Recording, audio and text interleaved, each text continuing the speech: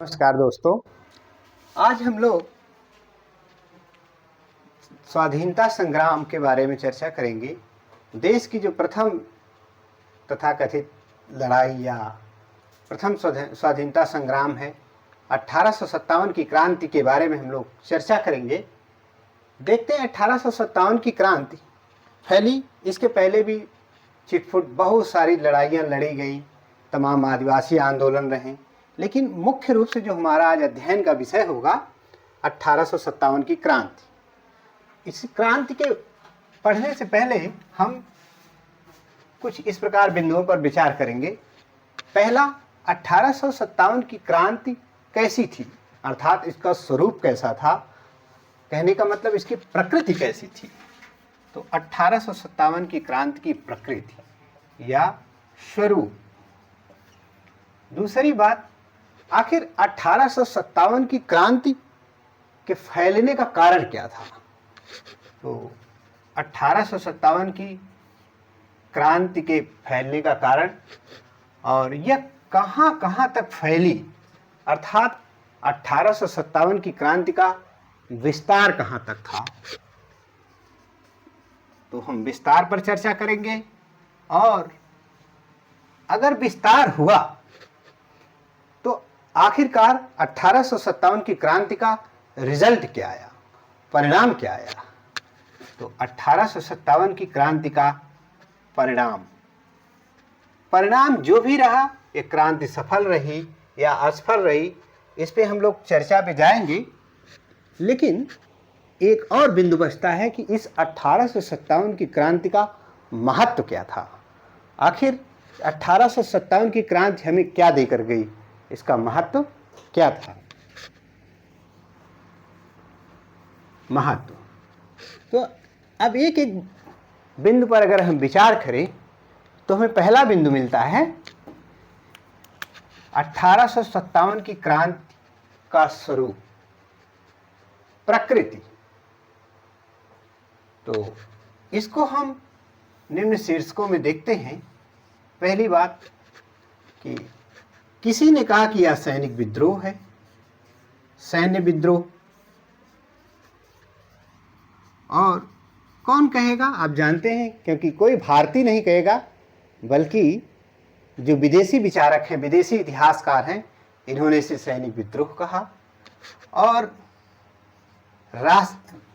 राष्ट्रीय आंदोलन कहा गया इसे, या राष्ट्रीय विद्रोह भी कह सकते हैं। और तीसरा जो शीर्षक इसमें बनता है कि सुनियोजित प्रथम स्वतंत्रता संग्राम। सुनियोजित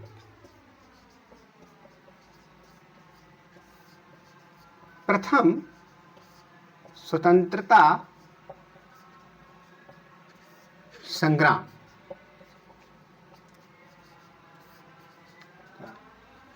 तो अब देखें कि किसने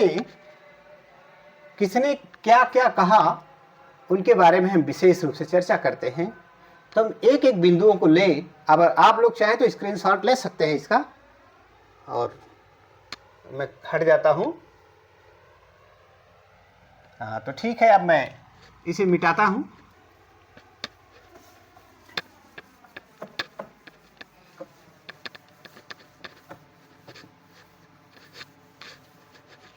हमने प्रकृति की बात की, 1857 की क्रांति की प्रकृति में।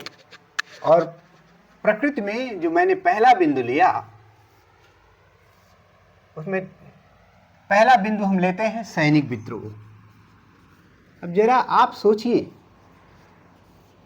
कि ये बात कौन कह सकता है, कोई भारतीय तो नहीं कहेगा। अर्थात जो विदेशी विचारक थे, विदेशी विचारकों ने इस बात को कहा, या विदेशी इतिहासकारों ने। विदेशी विचारकों में एक का नाम आता है sir John Lawrence. Sir John Lawrence, sir John Lawrence. और दूसरा है सर जॉन सीले।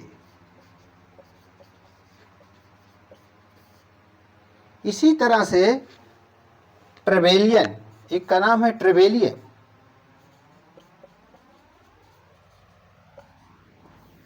इन तीनों ने तो आंख मूंद कर कह दिया कि 1857 की क्रांति सैन्य विद्रोह था, यानी सेना के भड़कने की वजह से हुआ था ऐसा। सैन्य विद्रोह था। लेकिन उसी में एक अंग्रेज था T R. Holmes. T R. Holmes, T R. Holmes इसका नाम है।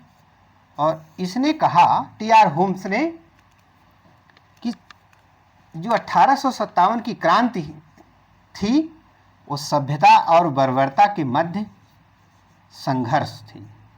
सभ्यता व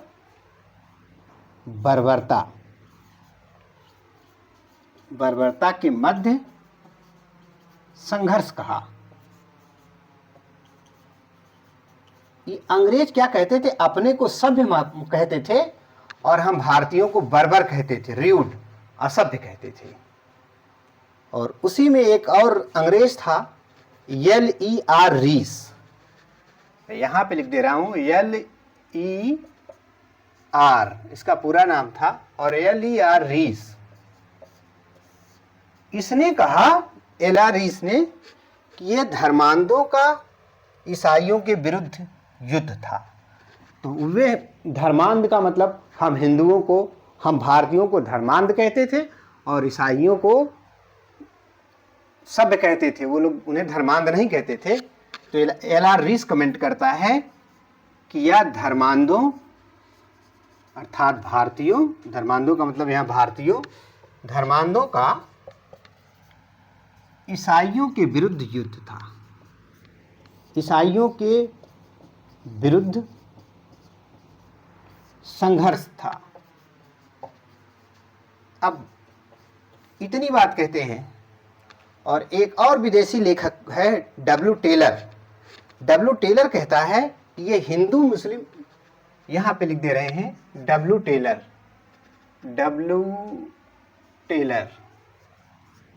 डब्ल्यू टेलर ने कहा कि यह 1857 की क्रांति हिंदू मुस्लिम के षड्यंत्रों का परिणाम थी। तो हिंदू मुस्लिम या हिंदू मुसलमान के षड्यंत्रों का परिणाम थी। तो अब आपने देखा कि चूंकि ये अंग्रेज हैं, कोई भी ये राष्ट्रीय विद्रोह मानने को तैयार नहीं है। सब के सब इन्होंने कहा कि ये एक सैनिक विद्रोह था। लेकिन जो हमारे देसी इतिहासकार या विचारक थे, उन्होंने इस पे अपने अलग राय व्यक्त की। इसके बावजूद अगर मैं ये पहली प्रकृति में हमने सैनिक विद्रोह देखा, तो आप स्क्रीनशॉट ले सकते हैं।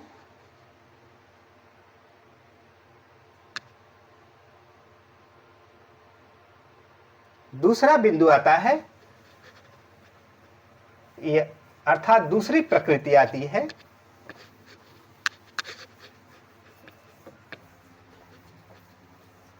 (1857) की क्रांति राष्ट्रीय विद्रोह था या थी।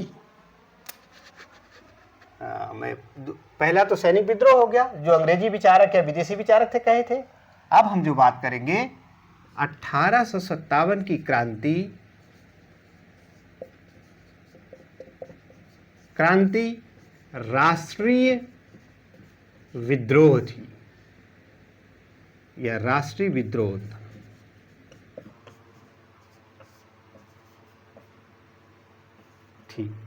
अब इस पर टिप्पणी दी जाती है, और ये सबसे पहले अगर कोई कहने वाले थे तो जिन्होंने कहा कि राष्ट्रीय विद्रोह था, एक भारतीय इतिहासकार हैं जिनका नाम है अशोक मेहता। अशोक मेहता साहब की पुस्तक है the great rebellion. The great rebellion और इनके लेखक हैं इस पुस्तक के अशोक मेहता। सबसे पहले इन्होंने वकालत की। इन्होंने कहा कि यह एक राष्ट्रीय विद्रोह था, लेकिन ब्रिटेन में अर्थात लंदन में जैसे अपने यहाँ पार्लियामेंट है, वैसे ब्रिटेन में वेस्टमिंस्टर जो एक जगह है लंदन में, वहाँ की पार्लियामेंट होती है। वहाँ पे जैसे अपने यहाँ राज्यसभा और लोकसभा है, वहाँ पे हाउस ऑफ कॉमन्स और हाउस ऑफ लॉर्ड्स दो सदन हैं। तो ब्रिटेन में हाउस ऑफ कॉमन्स के सदस्य हुआ करते थे बेंजामिन डिज़रायली। तो चूंकि ये अंग्रेज हैं और भारतीयों के पक्ष में बात बोल रहे हैं, इसलिए विशेष प्रश्न बनता है, इस बात को हमें याद रखनी होगी। बेंजामिन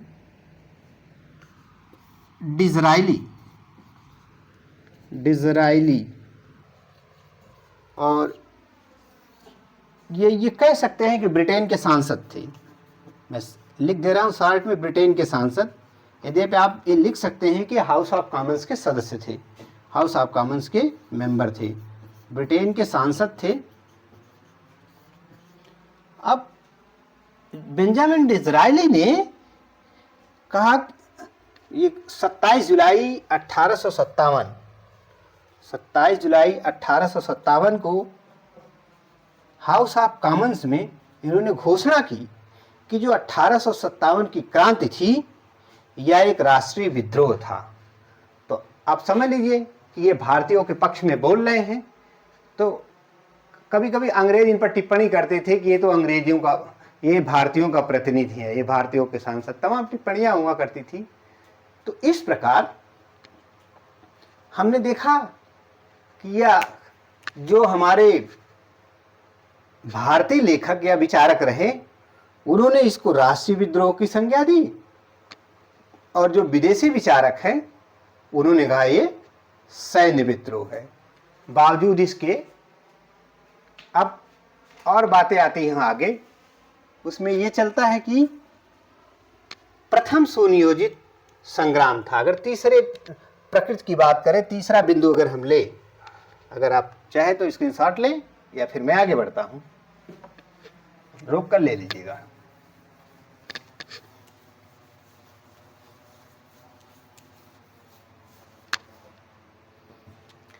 प्रथम सुनियोजित स्वतंत्रता संग्राम था। प्रकृति में ही जो तीसरा बिंदु आता है, प्रथम सुनियोजित, दैट मीन्स वेल प्लान्ड, सुनियोजित स्वतंत्रता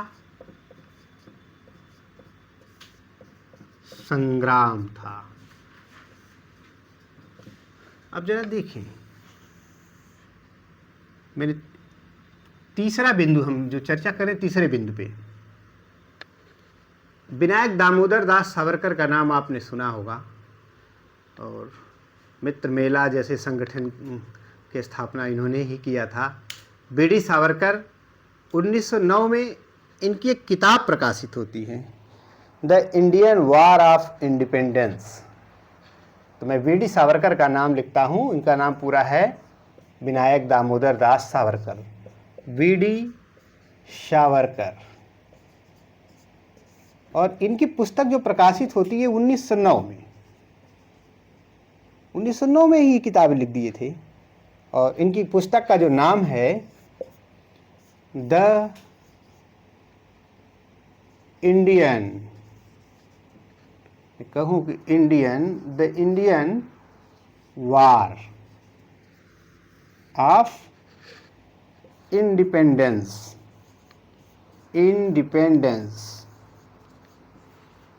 इनकी पुस्तक थी। तो ये पुस्तक थोड़ा सा इम्पोर्टेंट याद रखनी होती है। और जब देश आज़ाद हो गया, तो आज़ादी के बाद जो इतिहासकार इतिहास लिखते हैं, 1957 में एक भारतीय इतिहासकार जिनका नाम था आर.सी. मजूमदार साहब, उन्होंने एक पुस्तक, इसे मिटा दें, और आर.सी. मजूमदार साहब एक किताब लिखते हैं द सिपाही म्यूटिनी एंड रिवोल्ट ऑफ 1857। तो मैं आरसी मजूमदार साहब, आरसी मजूमदार, ये आज़ादी के बाद की बात है। ये जो किताब लिख रहे हैं आज़ादी के बाद। आरसी मजूमदार साहब ने 1957 में इनकी पुस्तक प्रकाशित होती है और वो पुस्तक का नाम है द सिपाही म्यूटिनी, द सिपाही mutiny and the revolt of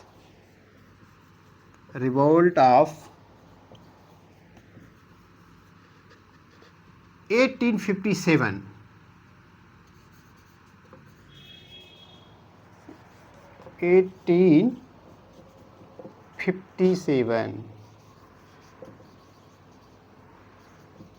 चाहे 60 में भी लिख सकते थे। इनकी किताब का नाम था, इतना बड़ा नाम है, बस ये विवाद में आ गई। क्योंकि देखिए देश में जो आज़ादी मिली, बहुत सारे लोगों का बलिदान था और इन्होंने इस पर टिप्पणी की अपनी इस पुस्तक में द सिपाही mutiny and the revolt of 1857 में। आरसी मजूमदार साहब ने लिखा कि तथाकथित, मैं लिख देता हूं यहां पर, तथाकथित प्रथम राष्ट्रीय स्वाधीनता संग्राम, तथाकथित प्रथम राष्ट्रीय स्वाधीनता संग्राम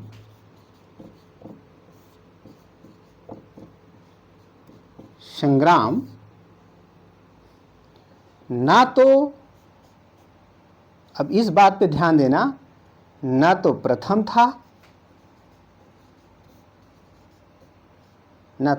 था, ना ही राष्ट्रीय था,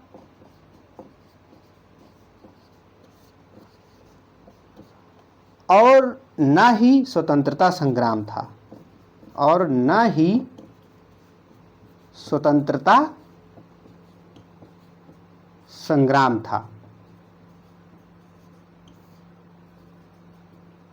आप देखिए जरा, जब आज़ादी के बाद 1957 में इनकी किताब प्रकाशित होती है आरसी मजूमदार साहब की, और इन्होंने लिखा द सिपाही म्यूटिनी एंड रिवोल्ट ऑफ 1857, उसमें कहा कि जो तथाकथित प्रथम स्वाधीनता संग्राम है, न तो ये प्रथम था, न राष्ट्रीय था, और न यह स्वाधीनता संग्राम था। तो जब इतनी टिप्पणी करेंगे तो जाहिर सी बात है किसी भारतीय को ये बात लग सकती है, लिहाजा इनकी पुस्तक को छपने से ही रोक दिया गया, इनकी पुस्तक पर बैन लगा दी। भारत सरकार ने इनकी पुस्तक पर रोक लगा दी। लेकिन ये हमारा इतिहास है, इसलिए इसको पढ़ना पड़ता है, इनकी किताब को याद रखना होगा। और ये टिप्पणी पूछी जाती है कि किसने कहा है कि तथाकथित प्रथम स्वाधीनता संग्राम न तो प्रथम था, न ही राष्ट्रीय था, और न ही स्वतंत्रता संग्राम था। फिर जब इनके किताब पर रोक लगा दी जाती है तो भारत सरकार की तरफ से 3 साल बाद, यानी 3 साल बाद क्या, तभी एक नए इतिहासकार को अपॉइंट किया जाता कि आप इस पर इतिहास लिखिए।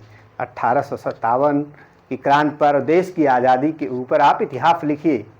तो सुरेंद्र नाथ सेन, मैं शॉर्ट में SN सेन लिख दे रहा हूँ, SN सेन, सुरेंद्र नाथ सेन ने एक किताब लिखी और इनकी किताब का नाम है 1857। 1857 इनकी पुस्तक का नाम है। तो अब यही सर्वमान्य पुस्तक हुई और इसमें लिखा गया, निष्कर्ष निकाला गया 1857 की क्रांति धर्म युद्ध से प्रारंभ होकर, मैं लिख दूं यहाँ पे, 1857 की क्रांति, 1857 की क्रांति कहाँ से शुरू होती है? धर्म युद्ध से। धर्म युद्ध से शुरू होकर स्वतंत्रता संग्राम के साथ समाप्त हुई। स्वतंत्रता संग्राम के साथ समाप्त हुई। ये बात यहां से निकलता है, और एस एन सेन साहब की पुस्तक का नाम याद रखना होता है, 1857। तो अब तक जो भी मैंने बात की, चर्चा की, क्रांति के स्वरूप के बारे में, किसी ने कहा या सैन्य विद्रोह था, किसी ने कहा यह राष्ट्रीय विद्रोह है, और किसी ने कहा कि यह प्रथम सुनियोजित स्वतंत्रता संग्राम है, और किसी ने कहा न तो यह राष्ट्रीय विद्रोह था, न प्रथम था, न सुनियोजित स्वतंत्रता संग्राम था। तो तमाम टिप्पणियां ये जो हमारे कॉम्पिटिटिव एग्जाम्स में पूछे जाते हैं।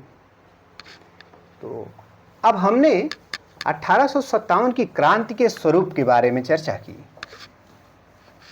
अब हम लोग देखते हैं कि आखिर 1857 की क्रांति आखिर घटित क्यों हुई, कारण क्या था? क्योंकि जीवन में प्रत्येक घटना कोई न कोई कारण लेके आती है। कौन क्या बनने जा रहा है, किसके जीवन में क्या घटित होने जा रहा, उसके पीछे कोई न कोई एक सीरियल जुड़ा होता है, कोई न कोई एक कहानी होती है। तो 1857 की क्रांति के कारण, 1857 की क्रांति के कारण क्या क्या कारण थे, जरा उन कारणों पर हम देखें। तो पहली बात हम देखते हैं, राजनीतिक कारण था। राजनीतिक कारण, 1857 की क्रांति में एक राजनीतिक कारण थे, कारण शब्द लिख दें यहाँ पे। दूसरा आर्थिक कारण, क्योंकि कोई भी घटना केवल एक चीज से नहीं घटित होती, उसके लिए तमाम सीरियल ऑफ इवेंट्स होते हैं। आर्थिक कारण।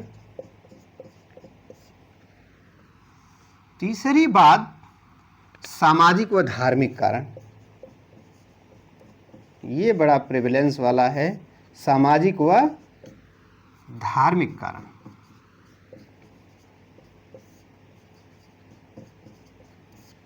सामाजिक व धार्मिक कारण और सैन्य कारण भी इसमें ले लेते हैं। सैनिक कारण, जो मैंने स्वरूप पढ़ा था, उन स्वरूपों का भी डिस्क्रिप्शन या एक्सप्लेनेशन इन सारी बातों में इंक्लूड होगा।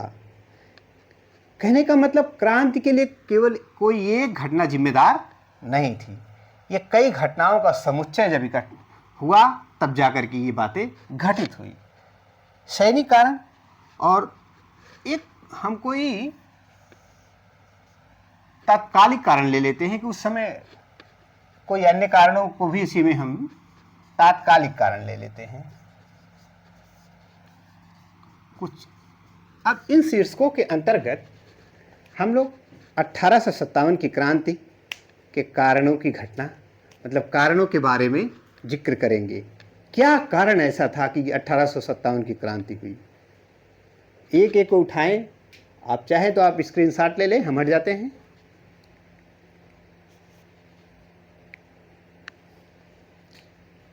ठीक, तो अब हम बात करते हैं, सबसे पहला कारण उठाते हैं राजनीतिक कारण। वो राजनीतिक कारण क्या था?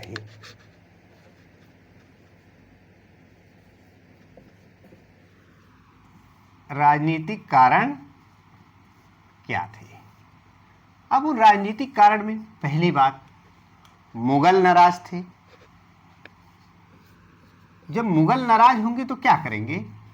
इनके खिलाफ, अंग्रेजों के खिलाफ विद्रोह करेंगे। मुगल नाराज थे। दूसरा, मराठे नाराज थे, नाराज थे। तीसरा, मुगल नाराज हुए, मराठे नाराज हुए, अवध का नवाब नाराज था, अवध के नवाब नाराज थे, और बंबई के जागीरदार नाराज थे। रियासतदार कह सकते हैं, बंबई के जागीरदार, या मैं कहूँ यहाँ रियासतदार भी कह सकते हैं, रियासतदार नाराज थे। अब देख रहे हैं यहाँ मुगल नाराज हो गए, मराठे नाराज हो गए, अवध का नवाब नाराज हो गया, और साथ में बंबई के जागीरदार नाराज हो गए। तो अब ये सारी शक्तियां विद्रोह पे इकट्ठा होने लगी। तो धीरे धीरे विद्रोह फैलना शुरू हो गया, और ये विद्रोह एक भयानक रूप लेने लगता है।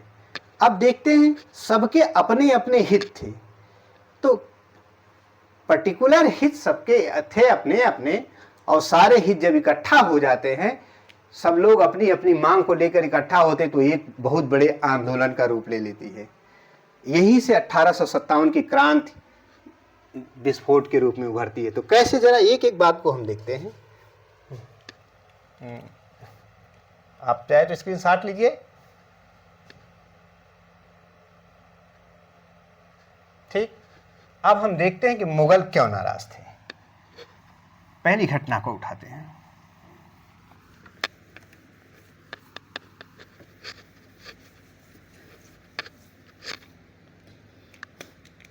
मुगल नाराज थे।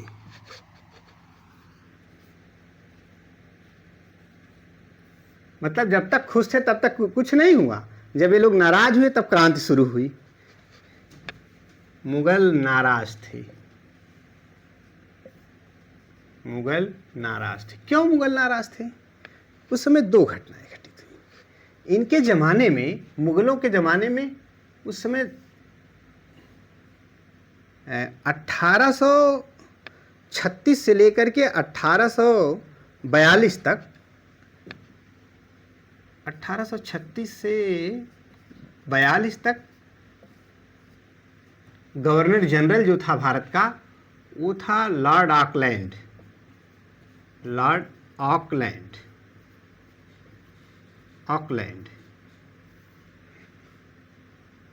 और इसमें लॉर्ड ऑकलैंड ने कहा, इन लोगों को कहा कि नजर लेना बंद करो, खिल्लत देना बंद करो, और दरबार लगाना बंद करो। तो तीन बातों, मुगलों को इन्होंने तीन बात बोली। कहा नजर लेना, नजर लेना बंद करो, बंद करो, खिल्लत देना बंद करो, खिल्लत देना बंद करो,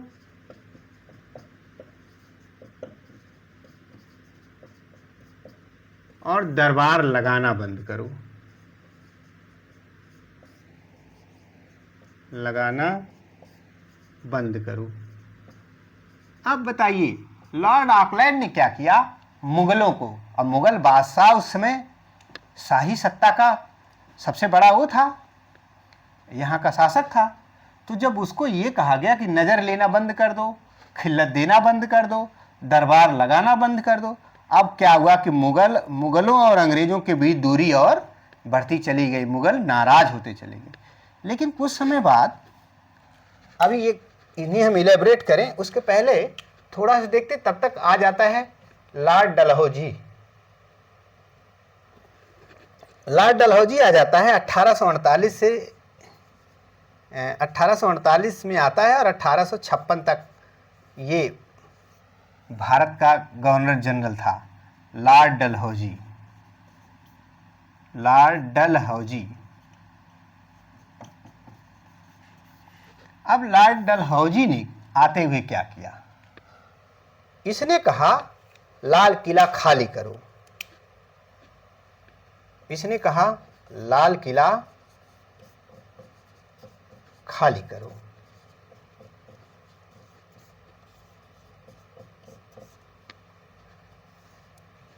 लाल किला खाली करो, बादशाहत की उपाधि छोड़ो, यानी बादशाहत छोड़ो, बादशाहत की उपाधि छोड़ो, छोड़ो और उत्तराधिकारी मत बनाओ, उत्तराधिकारी मत बनाओ। अब जरा आप ही सोचिए कि मुगल इनसे कभी खुद सो सकते हैं? अब एक एक की बात अगर हम करें, नजर लेना बंद करें और खिल्लत देना बंद करें, दरबार लगाना बंद करो, लाल किला खाली करो, बादशाहत की उपाधि छोड़ो, उत्तराधिकारी मत बनाओ, एक एक पर अगर हम बात करें तो जब लॉर्ड ऑकलैंड था उसने कहा नजर लेना बंद करो। जब भी सूबेदार सत्ता परिवर्तन करता था या कोई नया पद प्राप्त करता था तो राजा को यानी मुगल बादशाह को एक उपहार भेजता था, नजराना पेश करता था। नजर तो ऑकलैंड ने कहा नजर लेना बंद करो कि जो अब तुम्हें कोई भी सूबेदार या कोई भी अधिकारी या कर्मचारी कोई नया पद पाएगा तो आपको उपहार या भेंट नहीं भेजेगा। एक बात हुई, इससे मुगल नाराज हुए। दूसरी बात, खिल्लत देना बंद करो। खिल्लत एक प्रकार का रेशमी वस्त्र हुआ करता था। खिल्लत को मैं जरा यहाँ पे बता दूं, समझे, एक प्रकार का रेशमी वस्त्र था, रेशमी वस्त्र। तो इस रेशमी वस्त्र पर मुगल बादशाह का चित्र छपा होता था या मुगल बादशाह का नाम छपा होता था। तो जब कोई व्यक्ति कोई अच्छा काम करता था तो राजा अर्थात मुगल बादशाह उसे अवार्ड स्वरूप उसको एक लबादा या एक वस्त्र या एक गाउन देता था पहनने के लिए, जिस पर मुगल बादशाह का चित्र छपा रहता था या मुगल बादशाह का नाम लिखा रहता था। और इससे ये पता चलता था कि मुगल बादशाह सर्वशक्तिमान है, सत्ता का असली मालिक वही है। इससे अंग्रेज चिढ़ते थे। तो लॉर्ड ऑकलैंड ने क्या कहा कि अब खिल्लत देना बंद करो। तो अब रेशमी वस्त्र पर रोक लगा दिया जो मुगल बादशाह कर्मचारियों या उपहार अन्य लोगों को उपहार स्वरूप देते थे। दरबार लगाना बंद करो। होता ये था, जुमे के दिन, जुमा मतलब शुक्रवार के दिन शाही दरबार लगता था। फरियादी न्याय मांगने के लिए मुगल दरबार में जाते थे।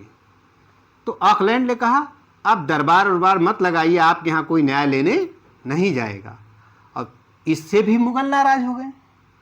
तो ऑकलैंड ने ये तीन बातें बोली और तीनों से मुगल भयानक तरीके से नाराज हो गए। अब धीरे धीरे युद्ध की पृष्ठभूमि तैयार हो रही है और यहाँ पे जब लॉर्ड डलहौजी बनकर आता है तो कहता है लाल किला खाली करो, लाल किला खाली कर दो और जाकर कुतुब मीनार के पास किसी साधारण से आवास में रहो। मतलब एक राजा जो किला बनवाया है, राजशाही स्वभाव से रह रहा है, उसको उठा के एक झोपड़ी में भेज रहे हो, कह रहे सामान्य से आवास में चले जाओ कुतुब मीनार के पास, तो मुगल नाराज नहीं हो जाएगा? मुगल नाराज हो गया। फिर कहा कि बादशाहत की उपाधि छोड़ो, कहो आज से अब आप बादशाह नहीं रहोगे, कोई आपको बादशाह नहीं मानेगा। मुगल कहे अरे वाह, सब बनाया हमारा, किला हमारा बनाया, सब कुछ हमारा, और हम ही आज राजा नहीं रहेंगे। इससे मुगल नाराज हो गए। और इतना ही नहीं, लॉर्ड डलहौजी की एक नीति थी, डॉक्ट्रिन ऑफ लैप्स, कि अपहरण की नीति। तो जिसके पास कोई संतान नहीं होती थी वो तो राज्य को जबरन वो अंग्रेजी राज्य में मिला लेता था। लेकिन ये यहाँ कहा कि अब कोई भी मुगल सम्राट अपना उत्तराधिकारी नहीं बनाएगा। तो इस प्रकार से राजनीतिक कारणों में जो पहला कारण था मुगल नाराज थे अंग्रेजों से, उसमें मुगलों के नाराज होने के पीछे यही 6 प्रमुख कारण जिम्मेदार थे। अब मुगल जो है षड्यंत्र रचना शुरू करते हैं अंग्रेजों के खिलाफ। अब क्रांति की पृष्ठभूमि तैयार होनी शुरू हो गई। तो अगर आप स्क्रीनशॉट लेना चाहें तो ले लें, या तो फिर हम आगे इसे मिटाएं फिर। नोट हो गया, स्क्रीनशॉट ले लिया। तो फिर हम लोग दूसरा कारण लेंगे मराठों के बारे में। मराठे नाराज थे। मराठे क्यों नाराज थे?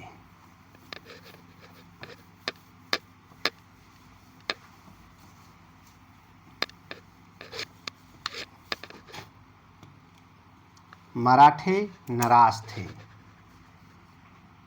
मराठे नाराज थे। मैं पूछ रहा हूं आखिर क्यों?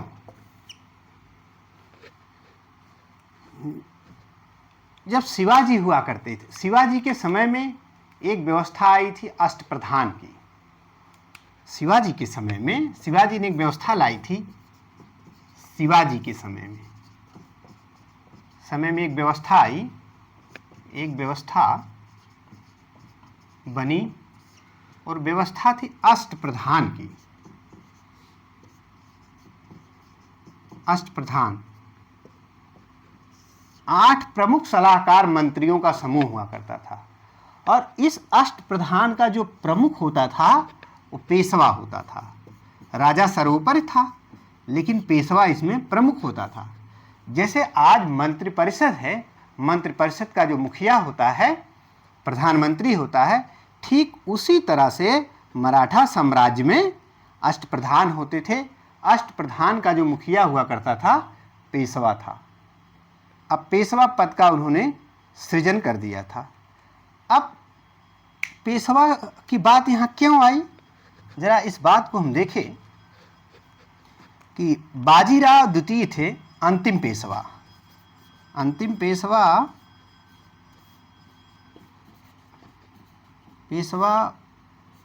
बाजीराव द्वितीय, और 1795 से लेकर के ये लगभग 1818 तक रहे। इस चीज़ों को नहीं याद कर, तिथियों से मैं विशेष यहाँ पे नहीं मतलब है, बस हमें याद ये रखना है कि अंतिम पेशवा बाजीराव थे। तो बाजीराव के पास अपना कोई पुत्र नहीं था। जब इनके पास कोई अपना पुत्र नहीं था तो इन्होंने नाना साहब को दत्तक पुत्र बनाया। दत्तक पुत्र बने, गोद लिया। नाना साहब को इन्होंने गोद लिया। किसने? बाजीराव द्वितीय ने। नाना साहब को दत्तक पुत्र बनाया। मतलब दत्तक पुत्र बनाया मतलब अपना उत्तराधिकारी घोषित किया। ठीक, तो नाना साहब को जब इन्होंने अपना दत्तक पुत्र बना दिया बाजीराव द्वितीय ने, और जब बाजीराव द्वितीय की मृत्यु हो जाती है 1818 में, तो जब इनकी मृत्यु हो जाती है तो अंग्रेजों ने नाना साहब की पेंशन बंद कर दी। नाना साहब की पेंशन बंद कर दी, और अंग्रेजों ने तर्क दिया कि जो हम बाजीराव द्वितीय को पेंशन दे रहे थे उनको हम व्यक्तिगत रूप से दे रहे थे, ना कि पेशवा होने के नाते। इसका मतलब ये नहीं कि अगर आप पेशवा हैं तो आपको भी हम पेंशन देंगे। अब जब नाना साहब की पेंशन अंग्रेजों ने रोक दिया तो इस तरह से मराठे भी क्या हो गए? नाराज हो गए। तो एक और राजनीतिक पृष्ठभूमि तैयार हो गई। एक पहले से कौन नाराज था? मुगल नाराज थे, फिर मराठे नाराज हो गए। अब तीसरी शक्ति फिर नाराज होती है। इसे स्क्रीनशॉट लेना चाहें तो ले लें, या यूँ मैं कहूँ कि पेशवा नाना साहब की पेंशन रोकने के नाते ये लिख सकते हैं, पेंशन रोकने के कारण अंग्रेज मतलब मराठे नाराज हुए। ठीक ना?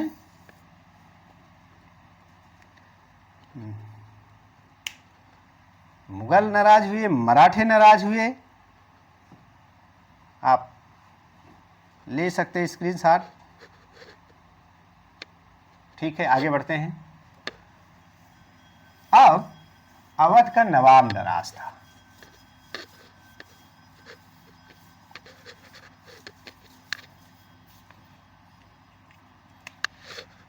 अवध के नवाब नाराज थे,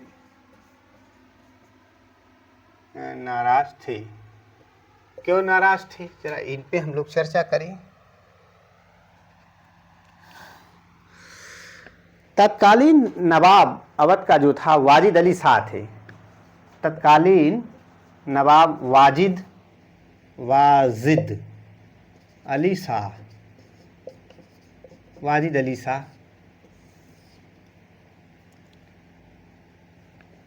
1856 में जब डलहौजी आया तो इन्होंने कुशासन का आरोप लगाकर इनको हटा दिया। कहा कि ये नवाब यहाँ का प्रशासन अच्छे से नहीं कर पाते हैं। इससे पहले एक छोटी सी घटना घटित होती है।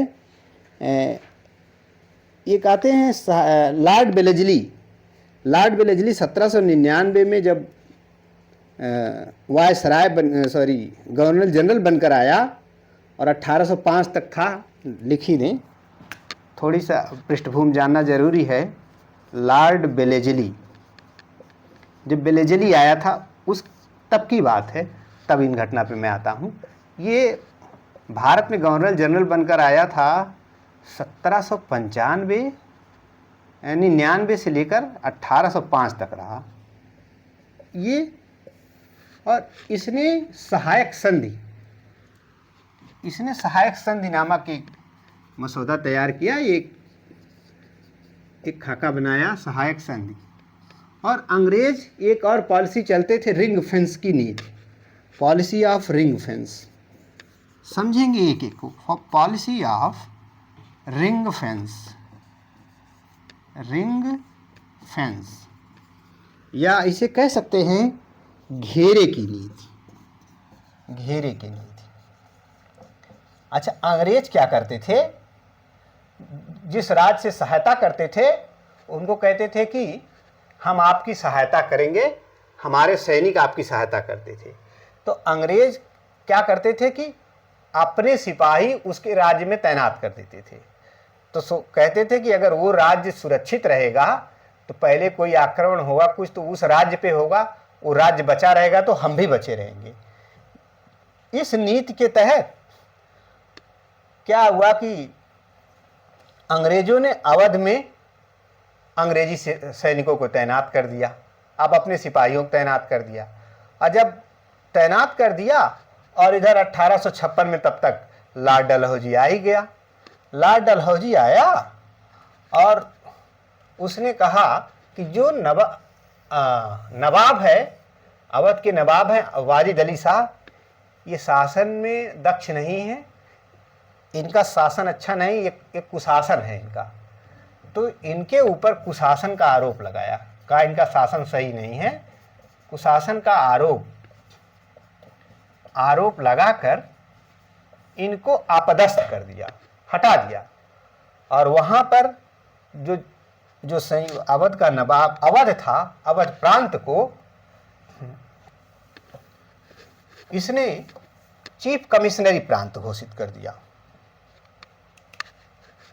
इनको हटा दिया, अपदस्थ कर दिया वाजिद अली शाह को, और अवध को चीफ कमिश्नरी प्रांत घोषित कर दिया। चीफ कमिश्नरी प्रांत घोषित कर दिया। अब जरा ये बताइए इसको, अब चीफ कमिश्नरी प्रांत घोषित कर दिया 1856 में, और उस समय डलहौजी ही था। डलहौजी ने तो बहुत कुछ किया इस तरह से। और इनकी जगह पर वाजिद अली शाह को हटाने के बाद वहाँ एक चीफ कमिश्नर बना दिया।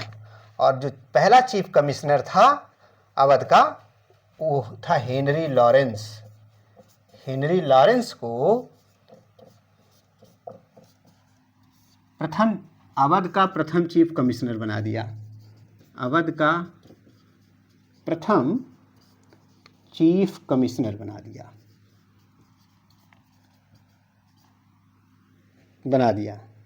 तो अब आपने देखा कि मुगल नाराज थे, मराठे नाराज हुए, अवध का नवाब भी नाराज हो गए। अब धीरे धीरे ये शक्तियां नाराज हो गई तीन क्षेत्रों की। और फिर क्या होता है कि एक बंबई के जागीरदार या रियासत नाराज थे। जरा उन पे देखिए क्या, अगर आप चाहे स्क्रीनशॉट ले लीजिए। फिर आते हैं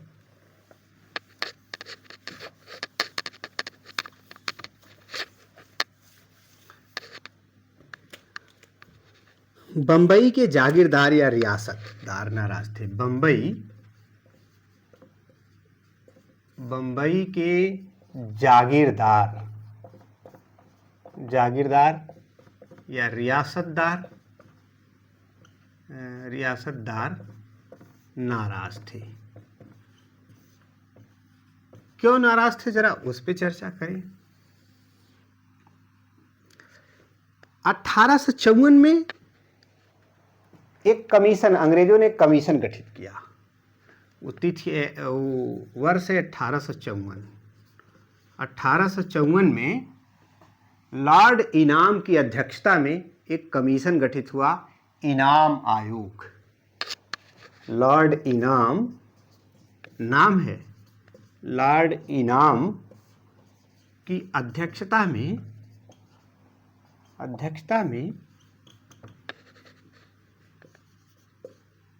इनाम कमीशन या इनाम आयोग का गठन किया। ये याद रखना होता है। तो ये जो कमीशन था, इसने बंबई के लगभग चला गया 35,000 जागीरों का निरीक्षण किया। 35,000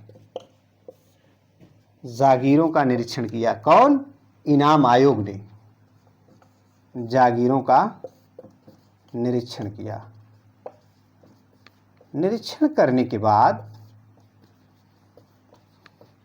20,000 जागीरों को 20,000 जागीरों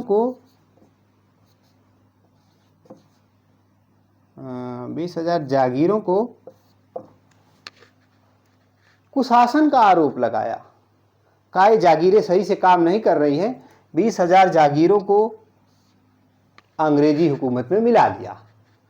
अब बंबई के जागीरदार भी नाराज हो गए। तो ये थे राजनीतिक कारण। तो राजनीतिक कारण में कौन कौन नाराज? मुगल नाराज हुए, मराठे नाराज हुए, मराठे की पेंशन बंद कर दी गई, और इसके बाद अवध का नवाब नाराज हुआ। इसके बाद बंबई के जागीरदार नाराज हुए। ये था कारण। अब देखते हैं कि विस्तार की बात करते हैं, और हमें लगता है इस पे एक ब्रेक होना चाहिए। एक ब्रेक के बाद फिर मिलते हैं।